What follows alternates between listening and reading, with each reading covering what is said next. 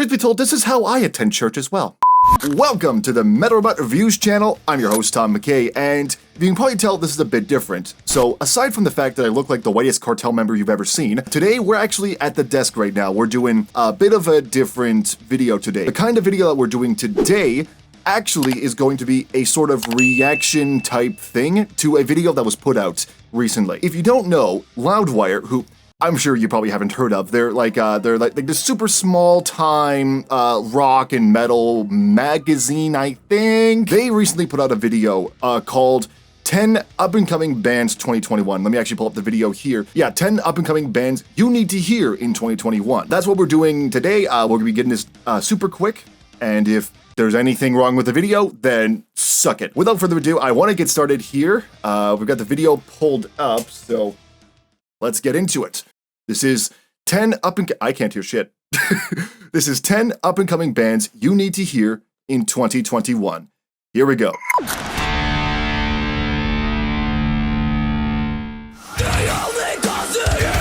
Oh, Spirit Box. Okay. Okay, I know who these guys are. That is a hell of a transition.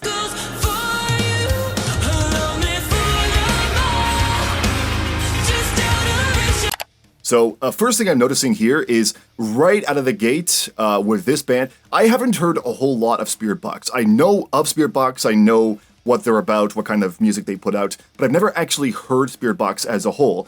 And right now I'm hearing so far, this is obviously a recorded session, but I'm hearing so far that these guys, they love these kind of transitions from like dirty kind of metalcore style going into like this sort of like melodic pop kind of thing. What I'm hearing right now is kind of standard stuff, but I think what I'm liking so far is the vocalist's vocal performance. It's either her cleans or her growls. She's very, very good with her growls. If we go back before, like that was dirty, and then we get into her cleans, where all of a sudden, it's like pop, but metal. So it's metalcore.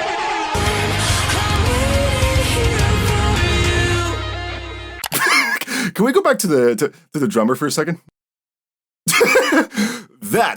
That is the face of someone who is like, can you get this fucking camera off my face? Darko us.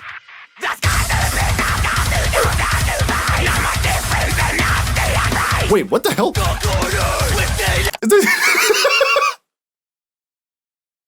Wait, back up a second. Is this dude playing the guitar upside down?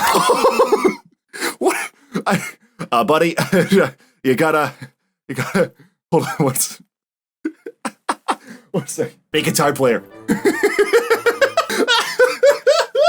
That has to be the best thing that I have seen this entire video thus far.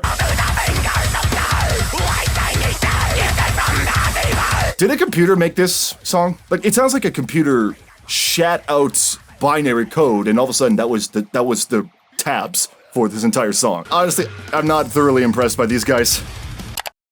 I'm not thoroughly impressed, to be quite honest. Sorry. Let's move on. Garia. I think that's pronounced it. Kind of like a blackened metal kind of thing. Oh. Oh yeah, this is very blackened. What are they wearing on their heads? Truth be told, this is how I attend church as well. Drop the flag for our dear Lord. Brinkus.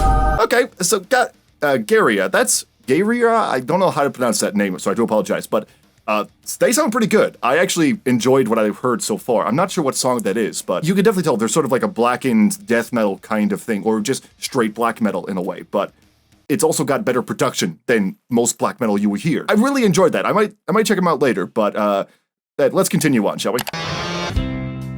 If I ever called you, wait, this is metal? out your name. Oh, it doesn't. I just realized the video doesn't directly say up-and-coming metal bands. So we're getting some non-metal in this particular one. Okay, Brand of Sacrifice. Here we go. Okay, this is dirty deathcore right here. And I don't know what's going on here. The Last Samurai. What metal? All right, that was Brand of Sacrifice. Not too bad. It's not really anything new by any means. It's very deathcore, but I can't say I hate it. So, you know, we'll get more into it as the video goes on, I promise you. In the meantime, let's continue. Vexed. kind of a proggy gothic kind of metal thing. Chick's got chops though. The chick's got real chops. Oh, this is this is very like very much a horror gothic kind of thing going on here. Just looking at the music video alone. Gente. Confirmed. It does in fact gent. Orbit Culture. Why does that name sound familiar? Have I seen them in like one of the promos or something? I'll have to look into it afterwards, and I'll confirm with you later. Okay, so Orbit Culture so far, my favorite from this entire video. Again, this is just based on the sample that Loudwire has presented. We'll have to go more in depth to really get a good idea of what's going on here, but I do want to say, yeah, so far, personal favorite. All right, next one, As Everything Unfolds. Okay, this is very alt metal here. Also, she came to the microphone late. You were still exposed, lip syncing to a music video. Very much like a emo metal kind of thing going on with this entire music video, with the music in general. Her vocals are actually pretty good here. Kind of like lower than you would actually expect.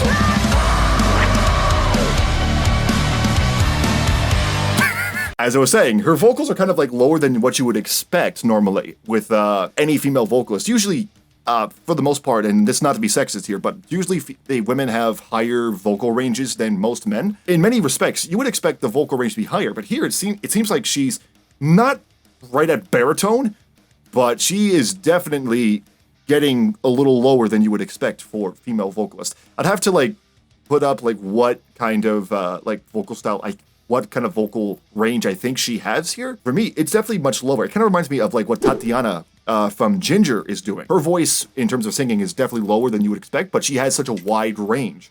I'm curious to know if it's the same with this woman too. Ladies and ladies. Okay, not too bad. Not too bad. What I think I'm going to do now is after watching the video, what I'm going to do is I'm going to go back through the video one more time, and I'm going to get a list of the bands. I'm going to specifically target the metal bands here because this is a metal channel, and this video did feature some non-metal groups. So I'm going to go back, get some of the metal bands, and I'm going to do my own extensive research on their back catalog, find out more about them, and I'll give you a couple ratings in the video later on. Without further ado, here's a quick time-lapse of me reacting to all that shit.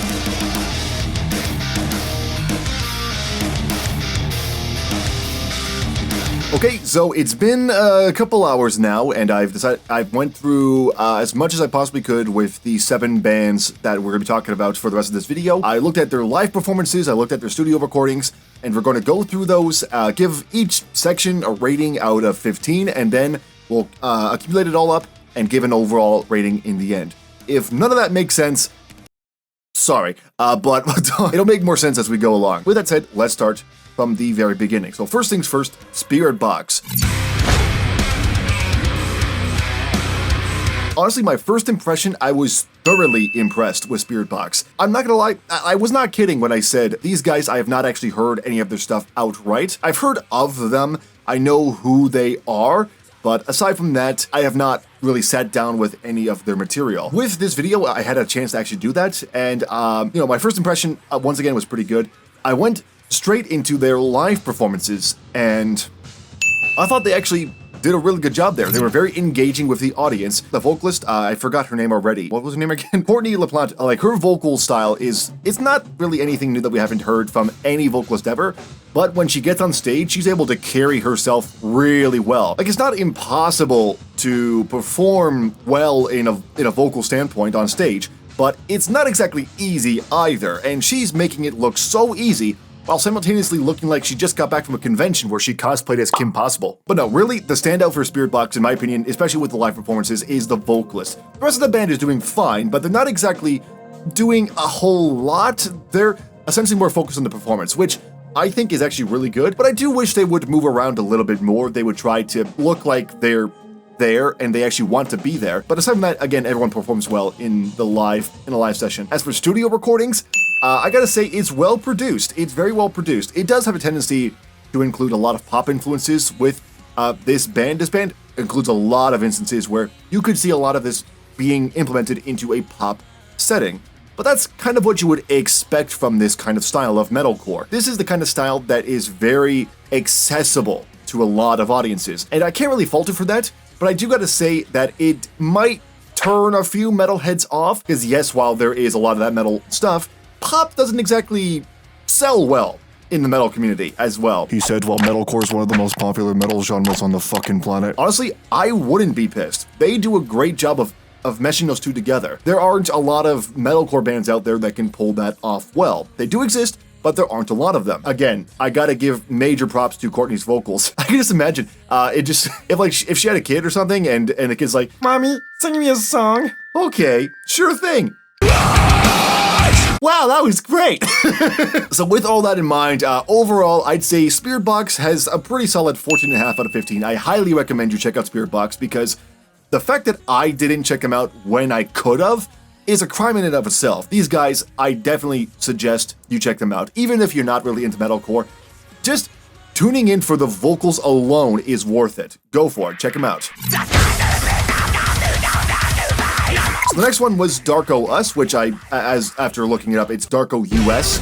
My first impression, it was not a good one. Listening to that live performance, I was not impressed by any means. It's very technical in composition, but I'm sorry, it's supposed to be like a performance, and I'm hearing more digital performance than I am hearing an actual human performance. And there's a place for that, and I guarantee you for this genre it works for that, but for me, I wanted an actual performance instead of just beep beep boop beep boop. Brrr. These guys were not giving me that sensation in like the first impression. But when I looked them up afterwards, I looked up the live performance, and Insects is apparently a live performance somehow. I'm kind of shocked about that because it says live in-studio performance on the video, but it's so digitally edited that it might as well have been a studio recording. And unfortunately, there's not a lot of like actual on-stage live performances out there to really get an idea of how well these guys are performing. Probably because these guys formed during COVID, which is fine. But from what we have right now, from the small sample I have, yeah, I'm sorry, but it doesn't seem like you guys are playing live. It just seems like you guys are mimicking what you're hearing. When you get to studio recordings, I was like, you know what? Okay, I'm hearing studio recording anyway, but I might as well go into what else they've got. And I gotta say, the only one that stands out for me, I've heard a couple of their songs, the only one that really stands out is Donna. That is what I was more expecting from a typical metalcore style. But the Process studio recordings, they're actually not too bad. They're decently produced. They're very in your face and kind of on brand with this genre. That's about all I can really say about it. There's not a lot that really impresses me about this band. It's what you would expect out of a metalcore band. Add in a bunch of random sound effects for digital fuckery, and then you've got these guys. That's all I can really say about it. Go into the rest of the studio recordings, it doesn't really get any better, but at the very least, you can tell in some instances, especially with Donna, there is a human involved, at least one. Other than that, 9.5 out of 15. I personally don't recommend these guys. I feel like if they add more humanity into their performances, they might fare a lot better. That's personally me. If you're into that kind of thing, then these guys are worth checking out, but otherwise, there's better metalcore out there, trust me. Alright, next up was Garia. Garia, I don't know how to pronounce that. Jaria, forgive me. Honestly, my first impression, the song that they played, Urge, I believe it was called, it reminded me a lot of like Opeth. A lot like Opeth. I was immediately listening to it, I'm like, this is Blackwater Park. So I was thoroughly impressed, and I was like, okay, I want to check these guys out a bit more. And looking at the live performances, before I even get to that, I also did mention that that the friggin' masks, I don't know what the hell is going on. It just looks like they put cloths on their head for some reason. From the live performance, yeah, no, they performed just about as well as you could expect from black metal. This is very much a like at-home kind of recording. I wasn't able to really find a live performance where they would perform on a stage in front of an audience, but from what I was able to see, it's pretty good. There's like little to no digital fuckery detected. It's very human. So fucking take that, Darko. Even with that, it's very theatrical. They are putting on a performance. They want to make sure that you are along for whatever story they're trying to conduct. And as for studio recordings, I was a little worried about this one, but you know, with the first impression, I didn't really have a lot to worry about, but I wanted to make sure that was that like just what they were like the forefront just to get people in, and the rest just sounds like a tape recorder? No, it's very much what you would expect. Although I gotta admit, the one I heard from Loudwire was very much more of the Opeth style that I compared it to. But once you get into actual like an actual album of theirs, all of a sudden, it's very atmospheric. It's more of what you would expect from black metal. Nothing wrong with that. I think it's actually well produced as well. It sucks you into the experience. Masks and all, I think it actually went pretty well. So overall, 13 out of 15. I recommend checking these guys out. If you're into black metal, check them out. If you're not into black metal, bring a goat. That might help you. All right, next up, Brand of Sacrifice. I looked into these guys, so they are a deathcore band from Toronto. First impression, I was a little put off. It's very clearly a deathcore sound that the band is going for, straight deathcore, but I feel like they were adding a bit more to the overall sound. I was like, huh, okay, this is deathcore, but what the hell is going on behind them? That kind of intrigued me a little bit. And so I was like, okay, let's look into it. Let's see how these guys are doing. So live shows, perfect. I thoroughly enjoyed watching their live shows. These guys are very energetic once they get on stage. They are pumping you up. They are the kind of opening band that you would want because they get on the stage, the second they get on stage, they own that stage the entire time they're on there. It sounds a lot like a studio recording as well. And when I got into the studio recordings, yeah, that's probably why. These guys sound the same as they do alive as they do in the studio. It's Canadian deathcore, well-produced Canadian deathcore, both live and in the studio. One of the things, once again, that I got from my first impression, they have a great use of backing tracks, backing synths, backing tracks, whatever. They allow the atmosphere to build behind that deathcore goodness. It's well-composed deathcore that makes sure that it's not just straight deathcore. They try to, at the very least, add something to it, which I have been begging plenty of deathcore bands to do for a long time, but many of them don't. I don't know why, but they don't. Of course, with deathcore you get breakdowns, but with these guys, my god, the breakdowns hit harder than your grandpappy after a few Heinekens. Holy shit, that is a heavy breakdown. Yeah, that was intense. So overall, 13 and a half out of 15. It's not perfect. I feel like, even though they're adding a lot more to it, these guys are still very much leaning more into that deathcore style than you would expect. But other than that, these guys are highly recommended if you want to get into deathcore. Or even if you're already into deathcore and you just want to find something new, aside from, you know, the typical Die Hard is Murder, Whitechapel stuff that you've been listening to for the past, how long now? Man, you need a shower, man. You've been listening to deathcore for too long, you need a shower. Next up, we're getting close to the end here. Vexed was next. Vexed, I didn't know what I was supposed to gauge from these guys. I couldn't tell if they were like a horror punk kind of thing, or horror metal kind of thing, or if they were going for a genty deathcore kind of thing. I found out later that, yeah, they're kind of going for like the genty deathcore style, like a mixture of the two in a way, or just straight deathcore. In terms of the live shows, I gotta say, live shows, first of all, fuck that drum machine. As soon as the video starts, all you hear is, I was like, stop. No. Get that drummer to perform it now. Thankfully they did. It turns out that was just like how they were introducing the song, but still, stop. Once you get into live performance, holy shit. Why, Loudwire? Why did you not show that first? This is gent if they took some bath salts and started mauling the stage tech. And honestly, God, the vocalist, oh my god, this vocalist is fantastic. At some point in like that live performance I saw, dude, she was straight spitting bars. Like, this is straight growls, but if it was being done by a rapper. And it was working. She has fantastic flow, and her growls are so guttural and filthy. It's almost as if, like, you're at an Eminem show, but get splashed with a lot of mud. It's great! The instrumentalists weren't doing a whole lot, from what I can tell, and I don't think they really are going to end up doing a lot. It's usually with this kind of music, this kind of technical kind of music, where the instrumentalists don't move around too much. For a good reason, of course. You gotta focus more on making sure you perform well. And you can't really do that well if you're moving around so much. I don't know, I would have liked to see them, like, walk at least back and forth, at the very least. Much like Spirit Box, the vocalist is going to be probably one of the biggest draws for a lot of audiences. This front woman is very engaging with the audience at the live show, and for whatever reason, it didn't sound like she was getting tired at all. You don't really expect that from a live performance, you expect that from a studio recording. Speaking of which, the studio recordings, they weren't as good as the live performance. Honestly, these guys are way better live, mostly because, from what I was able to hear, the composition is still good. It's where the production comes in that I had a few issues. It did not capture the absolute beast of a sound that these guys have when they're live. When they're live, they are larger than life. They are energetic, they are fast, but they are fucking huge. and guttural and filthy. In the studio recording, they're very polished, very kind of pulled back. But other than that, it doesn't punch, and that's a shame because, especially with this kind of deathcore style, you want that kind of punch. You want to be able to have that kind of forcefulness coming onto you, aside from the subwoofers. The vocals were a little bit more produced than I would have liked. I still would have preferred the live performance at the end of the day. Because here, it's very much layered, especially with the cleans. Very layered, almost sounds way overproduced. Not a bad thing, doesn't really take away from it, but again, I would have liked to see, especially with this music, a lot less production and a bit more of the band in the front. At the end of the day, with a cool 13.5 out of 15, I highly more recommend you check them out live. If they ever perform where you're going, go see them live. Way, way better.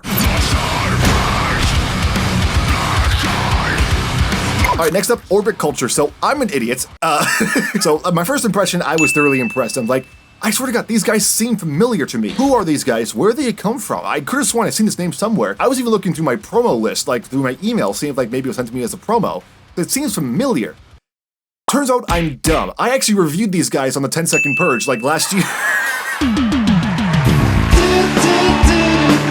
Aside from that, like, yeah, I had a lot of fun with that first impression. I was like, this is heavy. This is dirty with a live, and it's a live performance too. It's a live performance. That was a studio live performance though. I wanted to see what they were like actually live. So I ended up finding a video of them performing at Knotfest. Yeah, these guys perform extremely well here as well. I feel like they could, once again, much like these guys could move around a bit more. At the same time, when your vocalist is also on the guitars, you can't really expect a lot. Trivium has the same issue live as well, but that doesn't mean that they don't capture a huge performance at the end of the day. And these guys have a lot of energy when they're on stage, which is kind of shocking with this kind of technical music, technical sludgy music, but I'm glad that I was able to feel that energy on stage. It's just as intense as you would expect from a studio performance. And speaking of which, studio performance, holy shit, that's way more intense. Looking back, I ended up listening once again to Nisha, their debut album, and I forgot how fucking intense that death metal is. That's kind of forcefulness that I was hoping Vex would have. With Orbit Culture, they had it in spades. It's in your face, it's heavy, and it's filthy. Overall, Orbit Culture are my personal favorite from this entire session thus far. Once again, much like Spirit Box, check them out. 100% check them out, whether it's live or in the studio, check them out.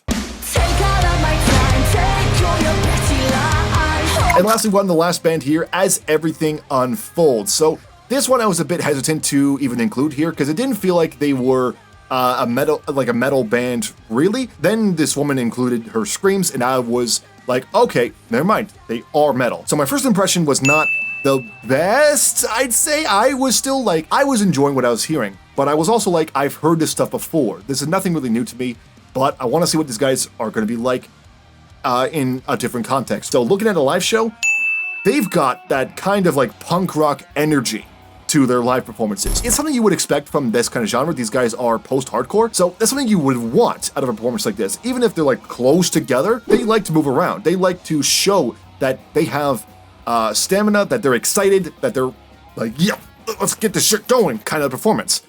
And they've got some good performance chops as well. Even though in some cases they're getting a bit technical with their performance, they're still showing that energy. They're still moving around. They are like Paramore, but way more metal in a way. Not quite there, but still they have that metal edge to them. And once you get into studio recordings, you know, it's well produced, but once again, it's nothing really new. This is more of a live band than anything else. These guys are way better live, in my opinion, than they are in the studio. They have a lot of energy, and I don't feel like that's getting captured in their studio recordings. And even then, this composition is not really anything new. Once again, it's like, it's Paramore if they were into scaring their audience while also letting them dance around to some catchy pop melodies. 13.5 out of 15, go see them live instead. I personally think that they're way more energetic live than they are in the studio. In the studio, it feels like they're getting held back more than anything else. Will that change in the future?